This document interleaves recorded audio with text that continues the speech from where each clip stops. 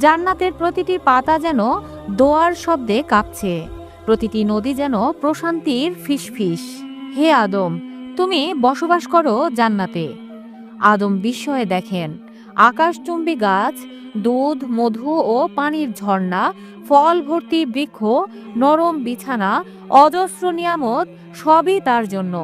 কিন্তু কিছু একটা অভাব অনুভব করলেন, একটি সঙ্গীর। আল্লাহ তাআলা আদম আলাইহিসসালামকে নিদ্রায় পাঠালেন।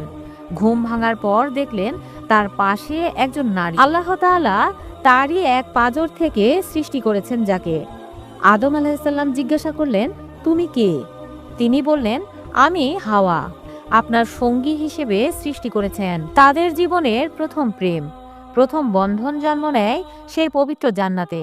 আল্লাহ তাআলা বললেন, হে আদম, তুমি ও তোমার স্ত্রী জান্নাতেই থাকো, এখানকার ফল খাও আর সুখে থাকো, কিন্তু একটি গাছের কাছে যেও না, সেখানে গেলে তোমরা জালিমদের অন্তর্ভুক্ত হবে। সূরা আল বাকারা 2 আয়াত 35। ইবলিস শয়তান ছলনা শুরু করলো। ইবলিস জান্নাতের বাইরে থেকে অপেক্ষা করছিল সেই মুহূর্তের। ইবলিস বলল, তোমরা কি জানো কেন আল্লাহ তাআলা তোমাদের এই গাছ থেকে ফল খেতে বারণ করেছেন? কারণ এই গাছের ফল খেলেই তোমরা অমর হয়ে যাবে, দেবদূতের মতো হয়ে যাবে। সূরা আল আরাফ 7 আয়াত 20। ইবলিস শয়তান বারবার কসম কেটে বলছে, আমি তোমাদের সত্যি উপকার করতে চাই। আদম ও হাওয়া অবশেষে ভুল করলেন, গাছের ফল খেয়ে ফেললেন। ফল খাওয়া মাত্রই তাদের শরীর থেকে জান্নাতি পোশাক সরে গেল। তারা বিবস্ত্র হয়ে পড়লেন, পাতা দিয়ে নিজেদের ঢাকতে থাকলেন। আল্লাহ তাআলা বললেন, আমি কি তোমাদের সেই গাছ থেকে ফল খেতে নিষেধ করিনি?